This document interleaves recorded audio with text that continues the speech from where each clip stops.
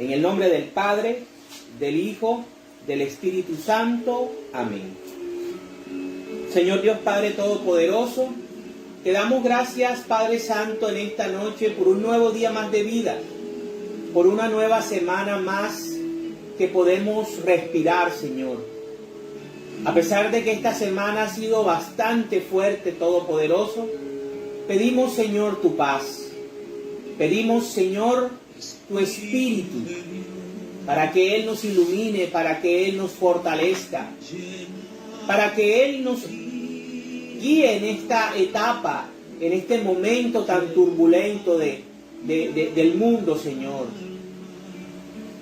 Espíritu Santo, ven en este momento y reconfórtanos, reconforta nuestro espíritu abatido, afligido, enfermo, lleno de dudas. Hoy queremos que tú nos traigas el consuelo que viene de lo alto, que nos recuerdes que el Padre es el único dueño y creador de la vida, que es el único que tiene derecho a quitarla, Señor. Perdona nuestros pecados, nuestros malos pensamientos, nuestras malas palabras, todo aquello que no te gusta, Señor. Toma nuestro hogar, nuestra familia, nuestro trabajo, todo lo que hacemos, Señor, llénalo de tu presencia. En esta noche ilumínanos para que esta palabra nos llene, para que esta palabra llegue a nuestros hogares y fortalezca nuestra fe. En estos momentos tan difíciles, Señor, donde el mundo tiene mucha tribulación, donde Colombia también tiene mucha tribulación, te pedimos, Señor, que tu Espíritu camine en muchos hogares, en todos los hogares de Colombia. Y que el amor, Señor, sobresalga, que seamos los buenos, más que aquellos que siempre están haciendo el mal. Que tu paz, Señor, llegue a nuestra casa y que tu Espíritu hoy nos hable a nuestros corazones y fortalezca nuestra fe. Ven, Espíritu Santo. Ven este momento y toma posesión y control de nosotros. Que todo lo que digamos, que todo lo que hablemos sea para edificación de la iglesia y para gloria del Padre, del Hijo y también tuya, Espíritu divino.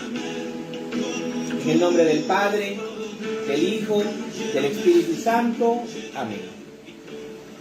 Bueno, vamos entonces a leer hoy el capítulo número 39 del libro del Éxodo. Es el capítulo el penúltimo. Ya nos faltaría únicamente, si Dios lo permite, un capítulo del segundo libro de la Biblia. Se hace la ropa de los sacerdotes. La ropa tejida para el servicio en el santuario se hizo de tela morada, tela púrpura y tela roja. También se hizo así la ropa especial para Aarón, tal como el Señor se lo había ordenado a Moisés. Para hacer el efod se usó oro, tela morada, tela de púrpura, tela roja y lino torcido. Se forjaron a martillo unas placas de oro, las cuales se cortaron en hilos para entretejerlos, a manera de bordado, en la tela morada, en la tela de púrpura, en la tela roja y en el lino.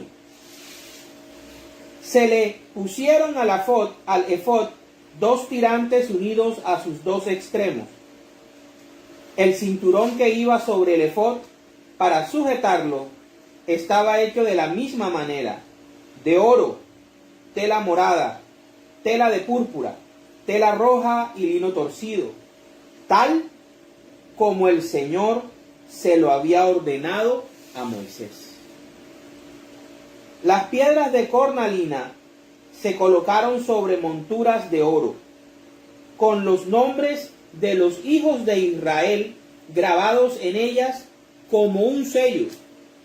Luego Bezalel las puso sobre los tirantes del efod para recordar a los hijos de Israel, tal como el Señor se lo había ordenado a Moisés. El pectoral estaba hecho también con un fino bordado como el del efod, de oro, tela morada, tela de púrpura, tela roja y lino torcido. Era doble y cuadrado, y de 22 centímetros por cada lado. Estaba cubierto con 4 hileras de piedras preciosas. La primera hilera tenía un rubí, un crisólito y una esmeralda. La segunda, un granete, un zafiro y un jade. La tercera, un jacinto, una ágata y una amatista.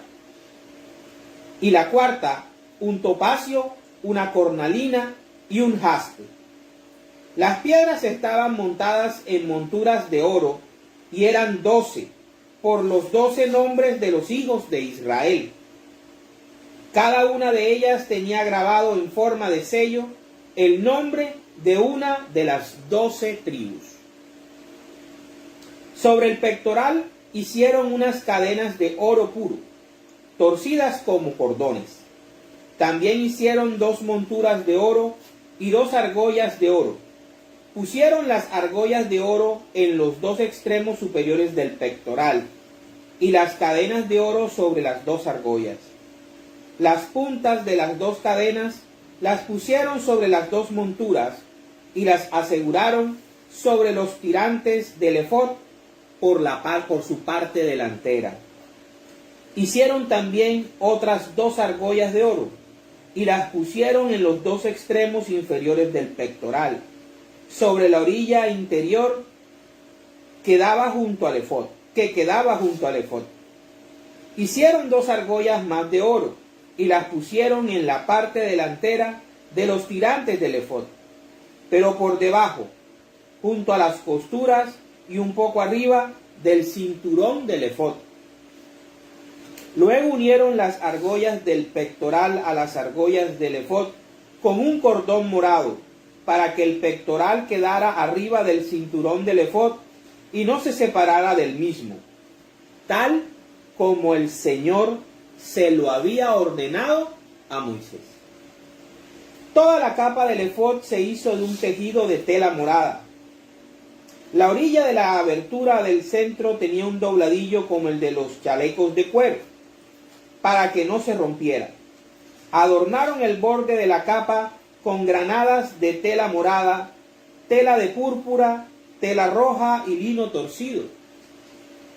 Hicieron también campanillas de oro puro y las combinaron con las granadas, poniéndolas entre ellas alrededor de todo el borde de la capa para oficiar. Una campanilla y una granadilla, otra campanilla y otra granada, tal como el Señor se lo había ordenado a Moisés. Las túnicas de lino para Aarón y sus hijos fueron hechas por un tejedor, lo mismo que el turbante, los tocados y los calzoncillos de lino torcido. El cinturón de lino torcido, tela morada, tela de púrpura y tela roja, fue bordado artísticamente, tal como el Señor se lo había ordenado a Moisés. También hicieron la placa de oro puro que lo consagraba como sacerdote, y en ella grabaron a manera de sello, consagrado al Señor. Luego le pusieron un cordón morado para colocar la placa sobre el turbante por la parte superior, tal como el Señor se lo había ordenado a Moisés. Termina la construcción del santuario. La construcción del santuario, la tienda del encuentro con Dios, llegó a su fin. Los israelitas hicieron todo exactamente como el Señor se lo había ordenado a Moisés, y le hicieron entrega a Moisés del santuario, la tienda del encuentro y de todos los utensilios, sus ganchos, tablas, travesaños, postes y bases, la cubierta de pieles de carnero teñidas de rojo, la cubierta de pieles finas, el velo para cubrir el arca de la alianza y sus travesaños, la tapa, la mesa y todos sus utensilios, el pan que se consagra al Señor, el candelabro de oro puro y sus lámparas, o sea, las lámparas que debían tenerse ordenadas, y todos sus utensilios, el aceite para el alumbrado, el altar de oro, el aceite de consagrar, el incienso aromático, la cortina para la entrada de la tienda del encuentro, el altar de bronce con su rejilla de bronce, sus travesaños y todos sus utensilios, la palangana y su base, las cortinas del patio, sus postes y sus bases, la cortina para la entrada del patio, las cuerdas y estacas del patio, todos los utensilios para el servicio del santuario, la tienda del encuentro, la ropa tejida para oficiar en el santuario, la ropa especial del sacerdote Aarón y la ropa sacerdotal de sus hijos. Los israelitas hicieron todo tal y como el Señor se lo había ordenado a Moisés. Y cuando Moisés vio que ellos lo habían hecho así, les dio su bendición. Palabra de Dios.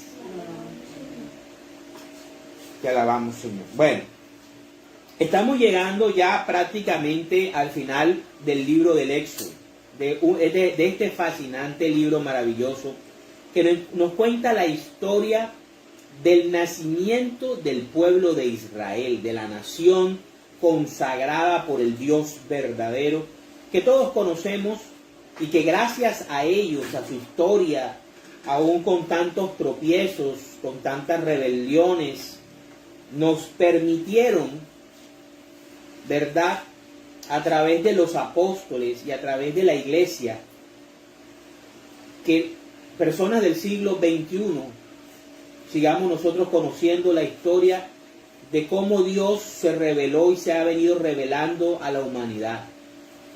Aquí podemos ver en este capítulo 39 dos cosas muy importantes. La primera, la importancia del servicio sacerdotal, la importancia del sumo sacerdote, la importancia de los sacerdotes. Aquí podemos ver cómo el capítulo número 39 en su gran parte nos describe cómo fueron creadas, cómo fueron elaboradas las ropas sacerdotales. Y como veremos más adelante, la importancia y lo sagrado que tienen estas ropas que se usan en el culto y en el servicio a Dios. No solamente en el Antiguo Testamento, sino hoy en día, la ropa que usan nuestros sacerdotes, presbíteros, diáconos, obispos, cardenales, hasta el mismo Papa, son ropas sagradas. No lo santifica la persona, eso hay que aclararlo muy bien. Nuestros sacerdotes son santos no porque no tengan defectos, no porque sean perfectos, no porque nunca se equivoquen, sino porque el Espíritu Santo los usa, los ha llamado, los ha seducido para que ellos puedan prestar su vida al servicio de el pueblo de Dios.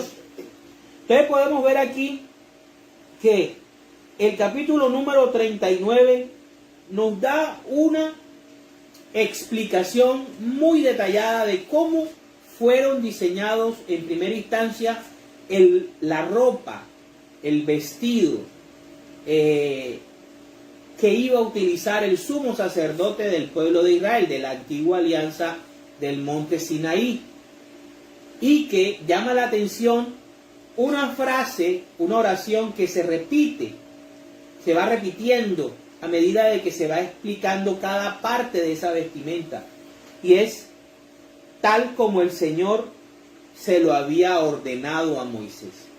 Una de las cosas que nosotros podemos ver en este capítulo es la obediencia.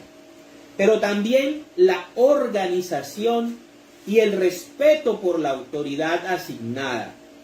Dios había escogido a Moisés como mediador entre él y el pueblo de Israel.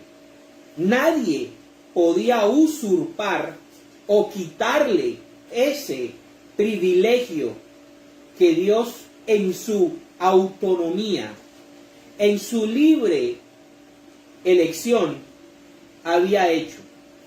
Escogió a Moisés, preparó a Moisés desde antes de nacer para que fuera ese hombre de Dios que fue y que un gran estadista, porque Moisés no solamente fue un hombre religioso, fue un líder de una nación, fue un presidente, fue un estadista, un representante, un caudillo militar también muchas veces, aunque la parte militar se la desplegaba a Josué, que era más orientado a la parte de la guerra y de la conquista.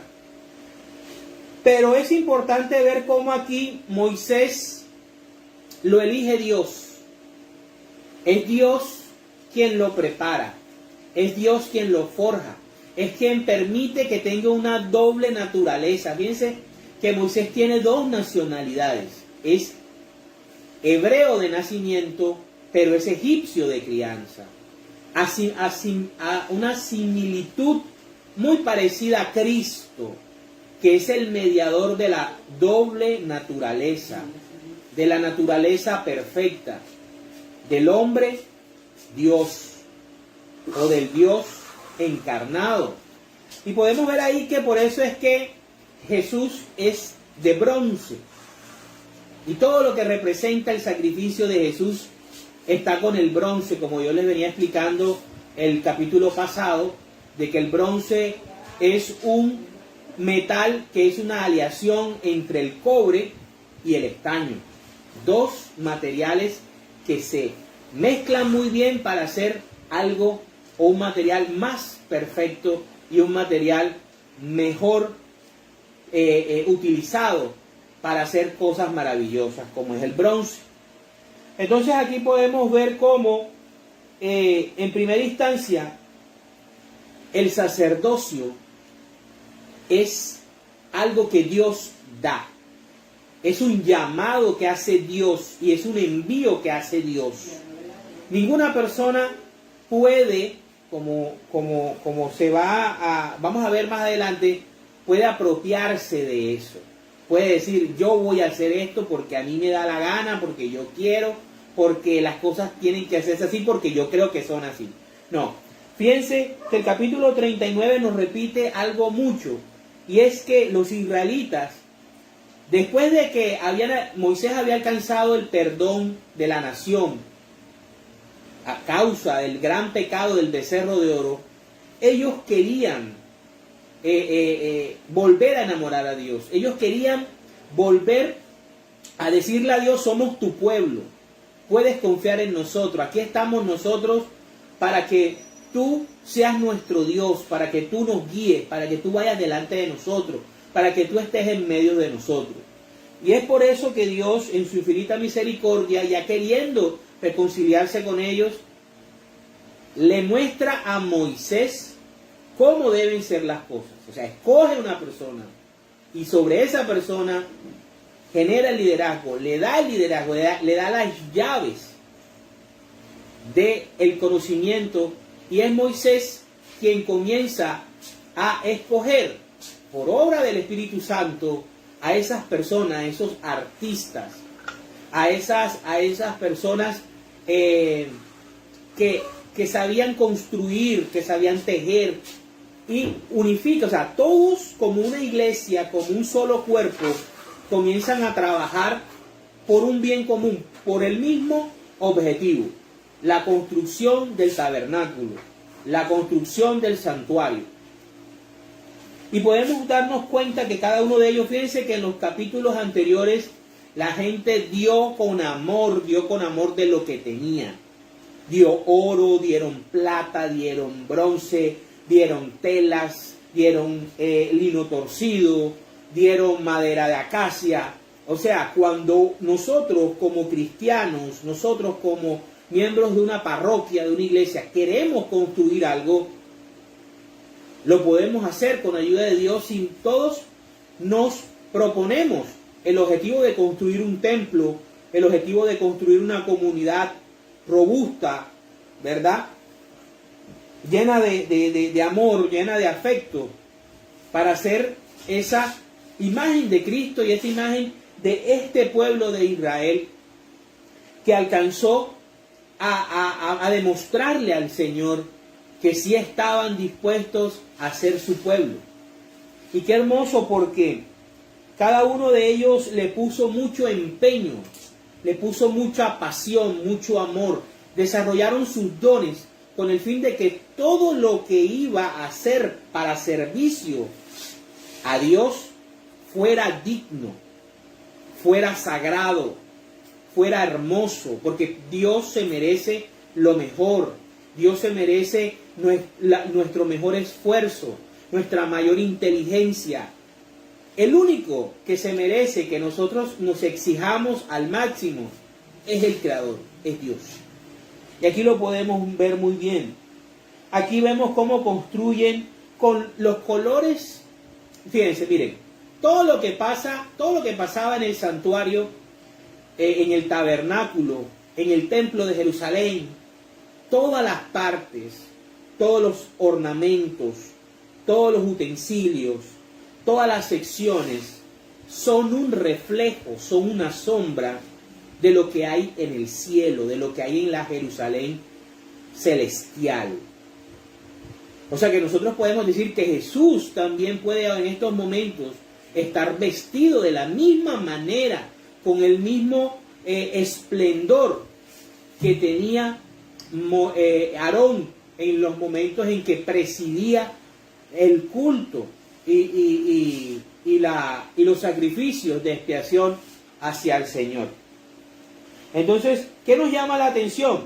A mí me llama la atención, por ejemplo, tres cosas. En primera instancia, el pectoral. El pectoral contenía 12 piedras preciosas, ¿verdad? 12 piedras preciosas que representaban a los 12 hijos de Israel. O sea, que Aarón llevaba en su pecho sobre sí a la nación de Israel, a todas las tribus. Y fíjense que el pectoral y la vestimenta de Aarón como sumo sacerdote era muy, muy lujosa y era muy hermosa, porque cada piedra preciosa que representaba a una tribu de Israel estaba montada sobre oro. O sea, que Aarón llevaba bastante oro, bastante riqueza sobre su cuerpo. ¿Por qué? Porque se iba a presentar delante de la presencia del Todopoderoso. Recordemos que en el lugar santísimo, si nosotros hemos ido llevando este ejercicio espiritual, nos podemos dar cuenta que el tabernáculo tiene varias partes, pero dos partes son importantes: el lugar santo y el lugar santísimo. Pero si hacemos un análisis, nos damos cuenta que lo que está en la presencia de Dios se utiliza el oro. El oro. La tapa del arca de la alianza. Toda el arca de la alianza es de oro. El candelabro de oro. Muchas cosas que son de oro, ¿verdad? Mientras que lo que está en el lugar santo, que lo separa un velo, y es donde los sacerdotes podían llegar, porque el único que podía traspasar, o los únicos que podían traspasar el manto que dividía el lugar santo del lugar santísimo, eran Moisés como mediador, ¿verdad? Y Aarón como sumo sacerdote. El único que podía pasar de un lugar a otro era el sumo sacerdote.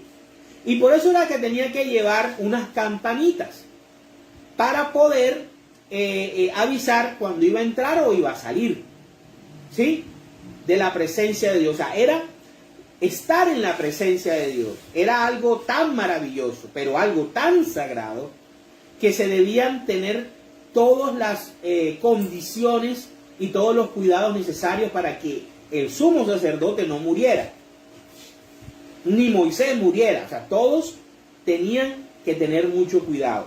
Entonces, vemos cómo las vestimentas del sumo sacerdote son asignadas por Dios. 2. El sumo sacerdote es asignado o es llamado por Dios. Ese honor, esa dignidad, Dios la da. Nadie la puede acoger para sí. No es que yo ahora voy a ser sumo sacerdote. No, señor. Tercero, vemos cómo todo en sí es sagrado.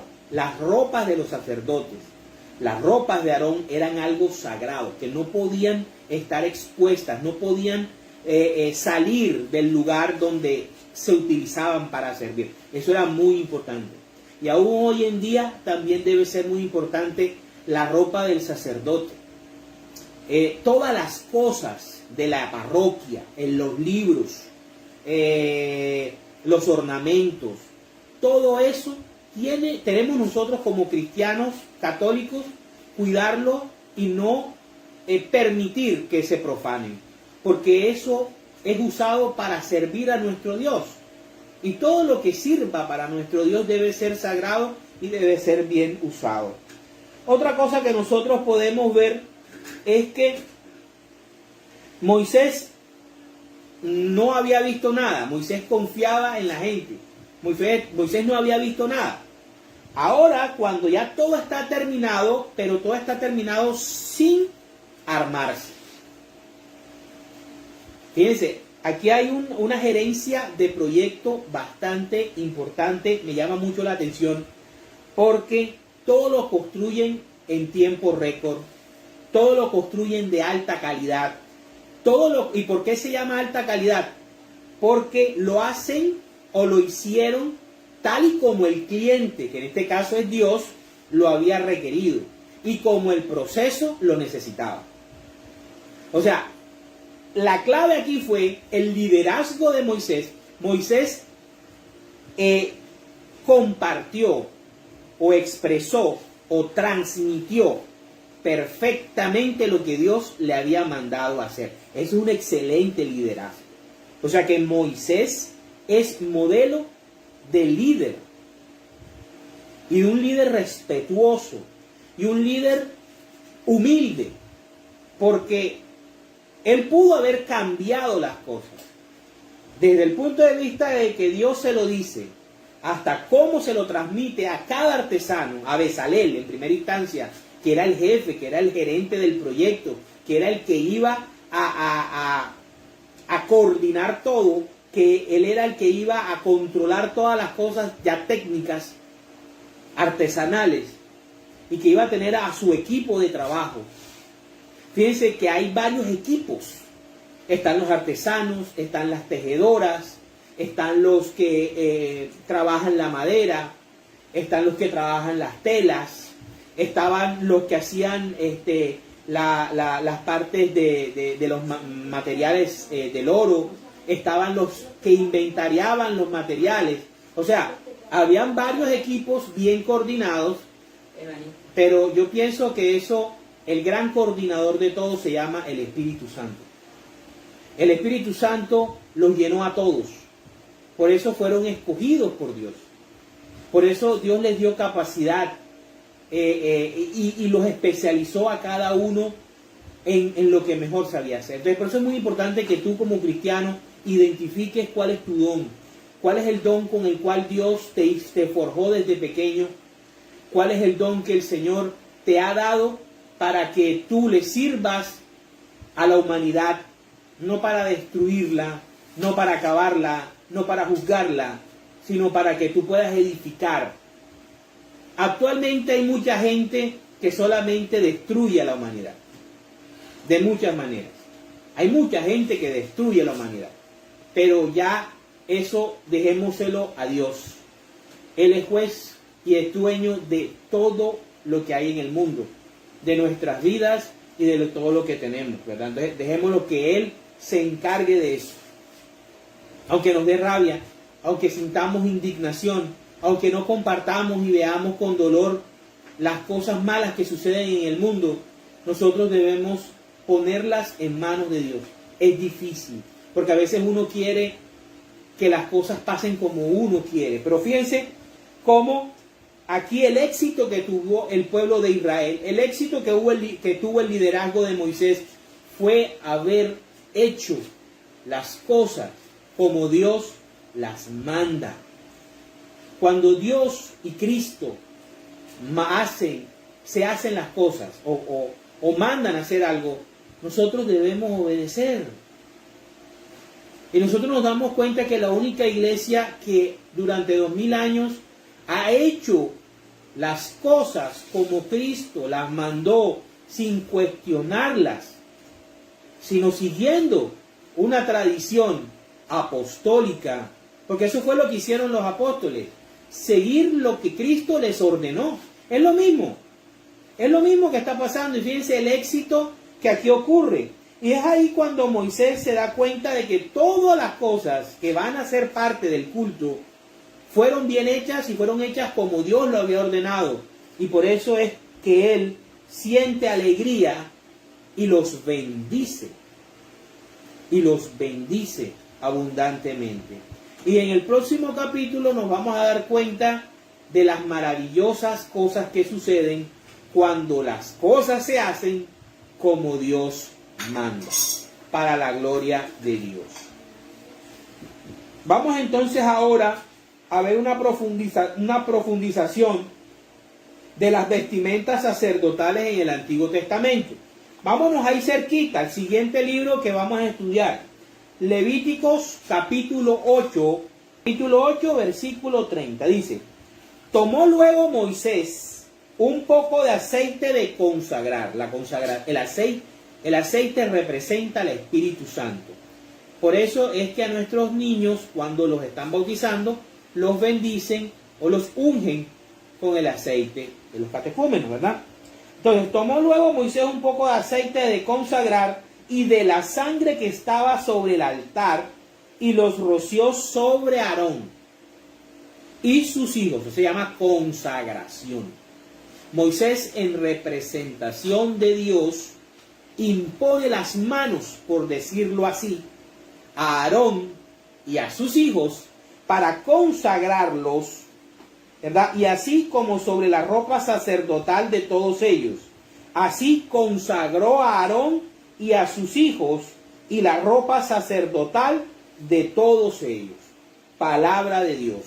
Te alabamos, Señor. Por eso es que la iglesia consagra, por eso es que la iglesia prepara, ¿verdad?, a jóvenes que sienten un llamado en primera instancia y los forma durante varios años y luego los estudia y los prueba con el fin de ver si se merecen realmente que se les imponga las manos por parte del obispo, que en este caso ha recibido, ¿verdad?, ininterrumpidamente la consagración hasta los apóstoles. Aquí podemos ver que pasa lo mismo. Moisés, en representación de Dios y como una prefigura de Cristo, consagra a Aarón, que sería Pedro, y a sus hijos, que serían los demás sacerdotes. Nosotros tenemos esta figura en la Iglesia Católica. Tenemos la figura sacerdotal.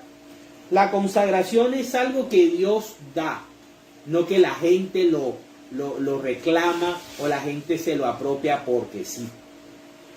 Porque algún día me levanté y soñé y yo creo que Dios me llamó y entonces yo monto y fundo una iglesia porque Dios a través de mí es que va a revelar la verdad verdadera del mundo. No. Vemos aquí que hay una consagración y que todo surge de parte de Dios. Vámonos ahora a Ezequiel 42, versículos 13 y 14. Dice: el hombre me dijo: tanto los cuartos del norte como los del sur, que están frente al patio cerrado, son cuartos sagrados. Los sacerdotes que se acercan al Señor comen allí las ofrendas más sagradas. Allí también colocan ellos ofrendas tan sagradas como son las ofrendas de cereales, la ofrenda por el pecado y la ofrenda por la culpa, pues es un lugar sagrado. Una vez que los sacerdotes han entrado en el templo, no deben ya salir al atrio exterior, sin antes dejar allí la ropa con que estaban haciendo los servicios, porque esa ropa es sagrada. Para salir a donde está el pueblo, deben ponerse otra ropa. Palabra de Dios. Te alabamos, Señor. Fíjense el tamaño de importancia que tenía el sacerdote y que tenían las vestiduras sacerdotales. Ahí hay que hacer una aclaración. Una cosa es el sacerdote cuando no está revestido y otra cosa es el sacerdote cuando ya está revestido. Fíjense cómo la palabra de Dios desde el Antiguo Testamento nos hace la aclaración. Cuando un hombre sacerdote escogido de entre los hombres para servir a Dios, ofreciendo oraciones y ofrendas, está revestido para servir a Dios, es sagrado, porque las vestimentas que porta son sagradas. Entonces, fíjense la importancia de la vestimenta que había hecho Bezalel en el capítulo 39.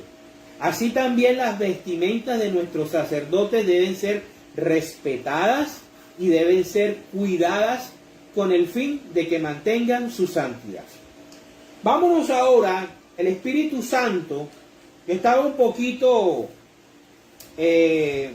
dudoso de poner este versículo, pero el Espíritu Santo a veces le dice a uno, no me quites eso, déjalo ahí. Vamos a ver las vestimentas, una similitud de las vestimentas usadas en el cielo. Hay un texto bíblico que nos indica y que nos permite a nosotros asociar la importancia de la vestimenta en el cielo. Vamos a verlo. Ezequiel, capítulo 28, versículos del 11 al 19. Dice, canto fúnebre por el rey de Tiro. El que tenga oídos que escuche y analice.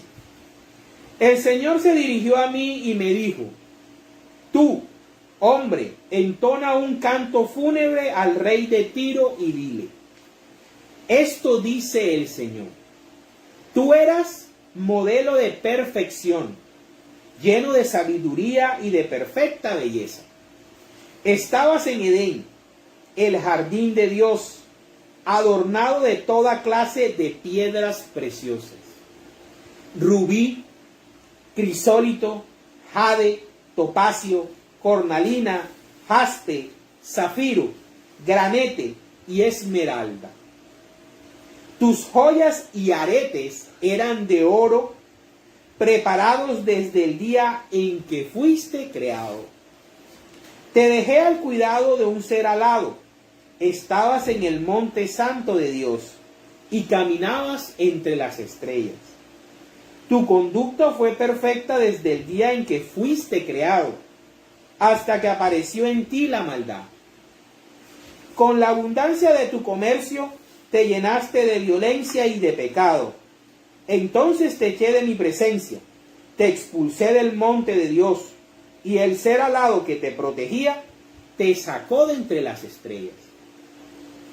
Tu belleza te llenó de orgullo, tu esplendor echó a perder tu sabiduría. Yo te arrojé al suelo, te expuse al ridículo, en presencia de los reyes. Tantos pecados cometiste y tanto te corrompiste con tu comercio, que llegaste a profanar tus templos. Entonces hice brotar en medio de ti un fuego que te devorara. Todos pueden verte ahora en el suelo, convertido en cenizas. Todas las naciones que te conocen se espantan al verte. Te has convertido en algo terrible para siempre has dejado de existir. Palabra de Dios. Te alabamos, Señor. ¿A quién nos recuerda este personaje? Fíjense cómo la palabra de Dios nos va haciendo revelaciones de cómo son las cosas en el cielo. Un personaje muy importante que servía a Dios desde su creación, estaba tan hermosamente revestido de los mismos, de las mismas piedras preciosas que el pectoral del sumo sacerdote Aarón. Era tan importante ese ser que Dios lo había adornado con todo tipo de piedras preciosas. También estaba adornado de oro, tenía templos, había inmensa sabiduría en él y su carácter era perfecto cuando Dios lo creó. Ahí hay una respuesta. Dios no lo creó malo, ni lo creó para que hubiese maldad en el universo. Dios lo creó bueno, perfecto, pero lo creó libre. Porque desde el principio de su eternidad, Dios siempre quiso que todo lo que Él creara lo amara de corazón. Todo, desde los serafines hacia abajo, incluyéndonos a nosotros. Entonces aquí podemos ver cómo la vestimenta nos muestra la importancia del servicio y la importancia del personaje. Este personaje hacía algo en el cielo bastante importante como para que tuviera este tipo de vestimenta y tuviera esta importancia tan grande. Ahora entiendo por qué Miguel siempre le dice que el Señor te contenga, porque lo respeta, mas lo combate. Fíjense, qué hermosa es la palabra de Dios que dice, te dejé al cuidado de un ser alado, pero cuando te pusiste pesado, el ser alado te expulsó del cielo. Y ya sabemos quién es quién. Ahora vamos a ver el sacerdocio en el Nuevo Testamento. Vamos a ver qué es un sacerdote. Vamos a ver si es necesario o si eso ya caducó y ahora lo que necesitamos son pastores evangélicos. Vamos a ver.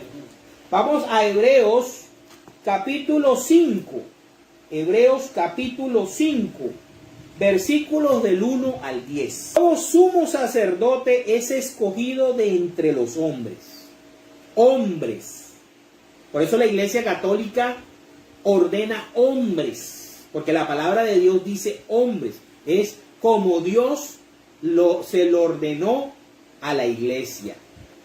Hombres. No es machismo. Es porque Dios así lo ordenó. Por eso se llama ordenación.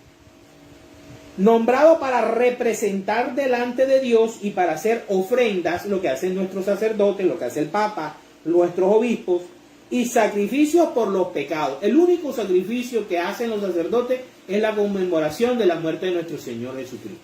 Es el único. El único sacrificio es el mismo. No se hacen miles de sacrificios. Es el mismo sacrificio de Jesús que se conmemora y se actualiza día tras día. Y como el sacerdote está sujeto a las debilidades humanas, puede tener compasión de los ignorantes y los extraviados. Por eso es que Dios permite que los sacerdotes sean hombres. Por eso es que Jesucristo le manda a sus apóstoles perdonar los pecados. Ustedes son hombres, ustedes son débiles.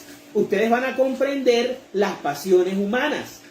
Si yo llamo a ángeles que son perfectos en carácter, ¿qué van ellos a comprender a una persona que llega angustiada, que llega una persona arrepentida, que llega una persona que quiere suicidarse? No.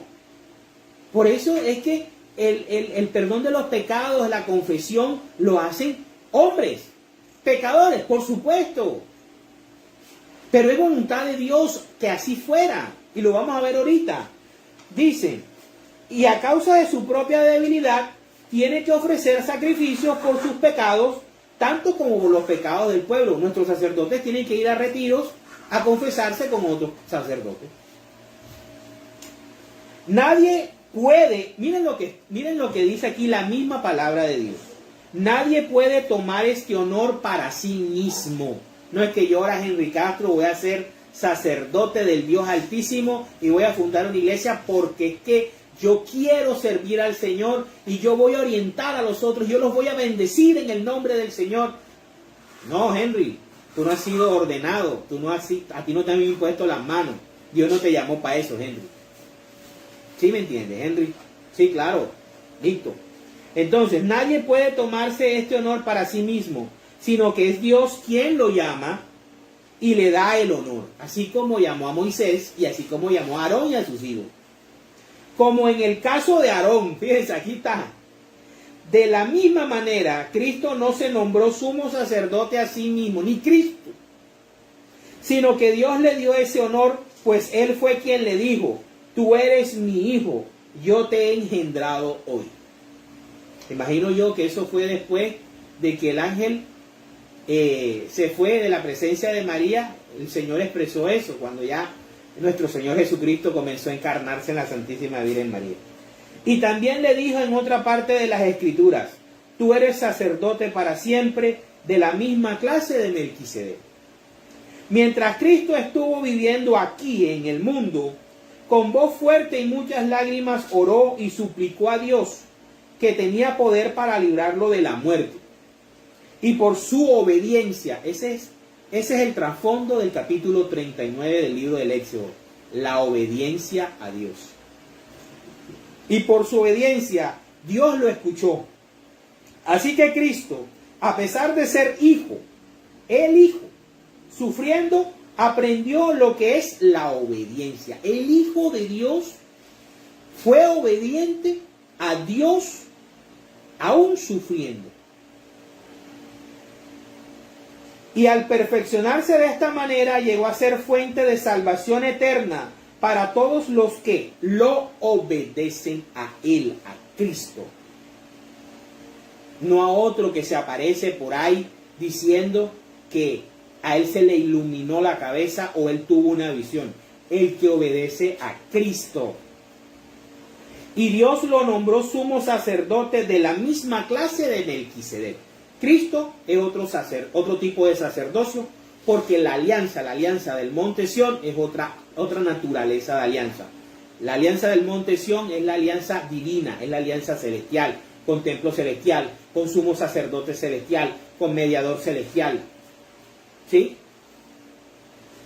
Ok, vamos ahora a ver cómo Jesucristo, sumo sacerdote, escogido por Dios, y pasando la prueba de fuego, escoge a sus ministros. Sus ministros los va a escoger y les va a dar órdenes, los va a ordenar. Y esos ministros son los que todavía hoy en día están haciendo las órdenes de Dios, como Dios se lo había mandado. Vamos a verlo. Vamos a el Evangelio de San Juan, capítulo 20, versículos 19 al 23. Dice: Jesús se aparece a los discípulos. Al llegar la noche de aquel mismo día, el primero de la semana, o sea, domingo, o sea, que Cristo es el Señor del domingo. Se le reveló a los apóstoles en domingo. Esta ordenación y esta consagración se hizo en domingo. ¿Cuál es la iglesia del domingo? Bueno, los discípulos se habían reunido con las puertas cerradas por miedo a las autoridades judías. Jesús entró. Las autoridades judías respetaban el sábado. Jesús entró y poniéndose en medio de los discípulos, los saludó diciendo: paz a ustedes. ¿Qué iglesia da la paz? Como el Padre, fíjense, el Evangelio comienza diciendo que Jesús se le presenta a los discípulos, o sea, a los que siguen al Maestro. Aquí hay una transformación. Y ahora lo van a ver. Dicho esto, les dijo: Jesús entró y poniéndose en medio de los discípulos, los saludó diciendo: paz a ustedes. Dicho esto, les mostró las manos y el costado, señal de su sacrificio y señal de su obediencia. Y ellos se alegraron de ver al Señor. Luego Jesús les dijo otra vez: paz a ustedes. Y les dice esto: como el Padre me envió a mí, o sea, Cristo es el apóstol del Dios Padre, así yo los envío a ustedes. Ahí los consagra como apóstoles. Porque apóstol es enviado, es un enviado. Jesús ha sido enviado por el Padre. Pero ahora Jesús, con la autoridad que se ganó después de resucitar, entonces envía a estos señores, a los apóstoles, para que ellos hagan lo que Él les va a mandar. Dice, y sopló sobre ellos y les dijo, reciban el Espíritu Santo. A quienes ustedes perdonen los pecados, les quedarán perdonados. Y a quienes no se los perdonen, les quedarán sin perdonar. Aquí la palabra de Dios es clara. Este es el sacramento de la confesión. Y el sacramento de la confesión, el Señor Jesucristo, después de resucitado, consagra a sus apóstoles, que eran los mismos discípulos, a excepción de San Pablo, y les ordena perdonar los pecados ellos. Pedro era pecador, lo negó 3 veces. Tomás no creyó en él. Los demás lo abandonaron. Eran hombres pecadores, pero Cristo los envió a perdonar los pecados y les dio una orden. A quienes ustedes perdonen los pecados, se les quedará perdonado. Yo los respaldo. Por eso cuando nos pregunten que por qué nosotros nos confesamos delante de un hombre pecador, la respuesta es porque Cristo lo ordenó. Punto. Ahí ustedes no tienen que justificarle más a nadie. Si tú eres seguidor de Jesucristo, si tú en verdad dices que obedeces a Cristo, confiesa tus pecados con sacerdotes.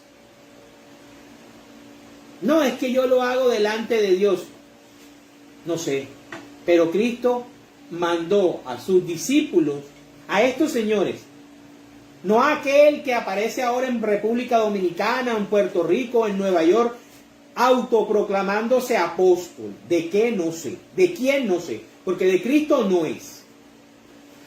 De Cristo no es. Todas esas personas que dicen que son el apóstol fulano que viene de República Dominicana. ¿Apóstol de quién? ¿Quién lo instituyó apóstol? ¿Dónde Cristo lo manda como apóstol? Por lo menos nosotros tenemos un apóstol vivo. Un apóstol vivo. Por lo menos el Espíritu Santo nos ha mantenido, porque es el Espíritu Santo quien lo elige en algo que se llama el cónclave. Entonces, vayan fijándose bien, queridos hermanos, qué iglesia realmente obedece a Cristo y sigue lo que Cristo mandó.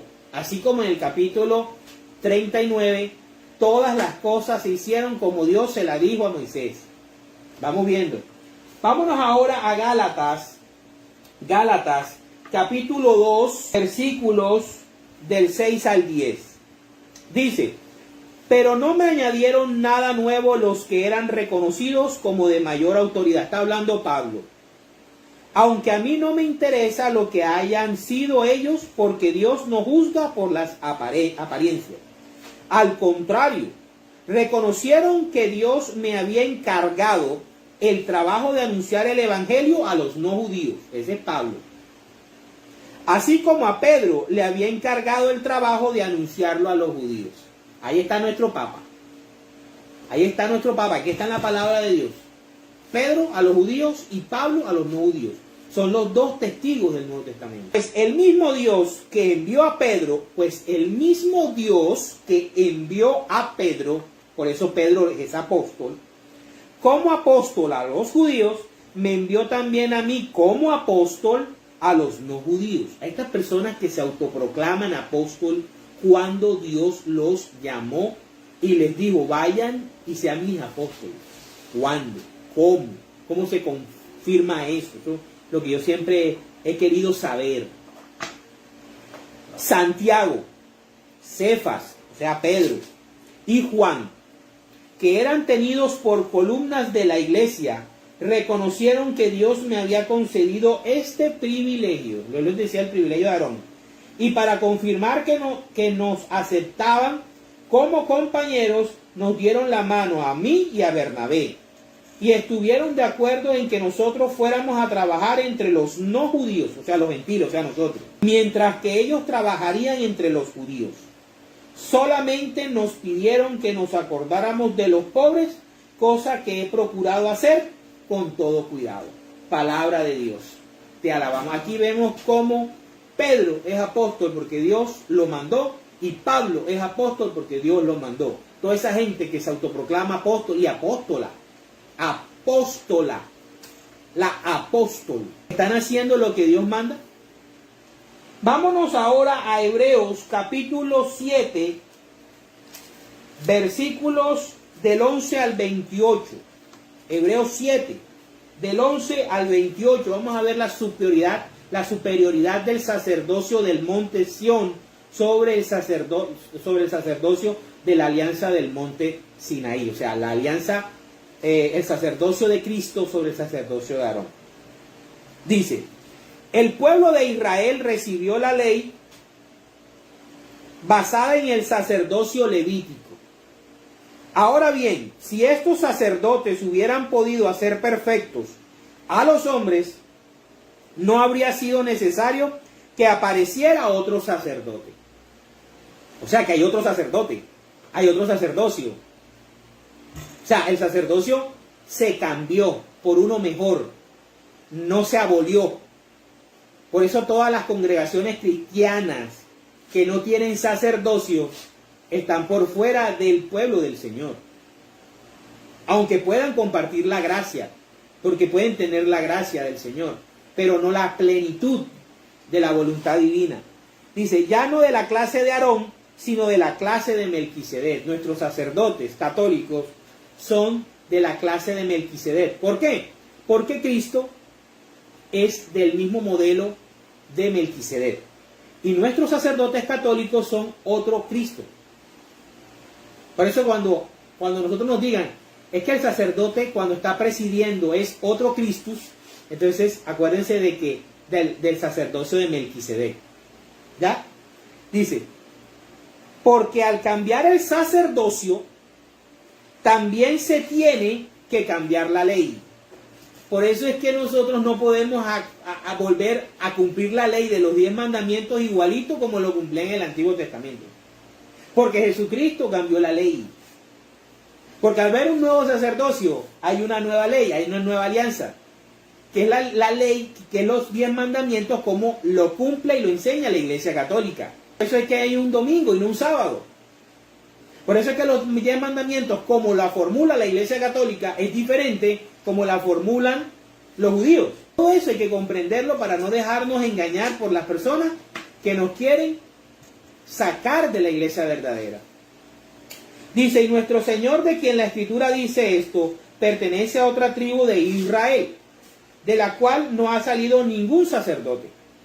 Porque es bien sabido que nuestro Señor vino de la tribu de Judá. Y Moisés no dijo nada de esa tribu cuando habló del sacerdocio. Y esto es aún más claro si el nuevo sacerdote que aparece es uno como Melquisedec, que no fue sacerdote según una ley que toma en cuenta los elementos puramente humanos, sino según el poder de una vida indestructible. Porque esto es lo que Dios dice de él: tú eres sacerdote para siempre, de la misma clase que Melquisedec. Así que el mandato anterior quedó cancelado porque era débil e inútil, pues la ley de Moisés no perfeccionó nada. Y hay muchos cristianos que quieren volver a la ley de Moisés y que enseñan que hay que respetar la ley, pero es por llevarle la contraria a la Iglesia Católica. Pues la ley de Moisés no perfeccionó nada, y en su lugar tenemos una esperanza mejor, por la cual nos acercamos a Dios. Palabra de Dios. Te alabamos, Señor. Y para terminar, vamos a ver a Primera de Timoteo, capítulo 4, versículo 14, que habla acerca de la imposición de manos. Cómo se traspasa la consagración sacerdotal. ¿Y qué iglesia lo hace? No descuides los dones que tienes y que Dios te concedió cuando por inspiración profética los presbíteros de la iglesia te impusieron las manos. Palabra de Dios. Te alabamos, Señor. El sacerdocio se recibe por imposición de manos de los presbíteros. Eso se ha venido haciendo desde hace 2000 años. Pregunto, un pastor evangélico de cualquier denominación ¿está cumpliendo realmente con lo que Dios manda? Vemos que no. Para la gloria de Dios. En el nombre del Padre, del Hijo, del Espíritu Santo. Amén. Señor, te damos gracias en esta noche por haber compartido todo este conocimiento con nosotros. Te pedimos, Padre Santo, de corazón y aquí en medio de mis hermanos, por la paz de este mundo, Señor, y también por la decisión de la Corte Suprema, de la Corte Constitucional, Padre Santo. Ilumínanos, santifícanos y protégenos.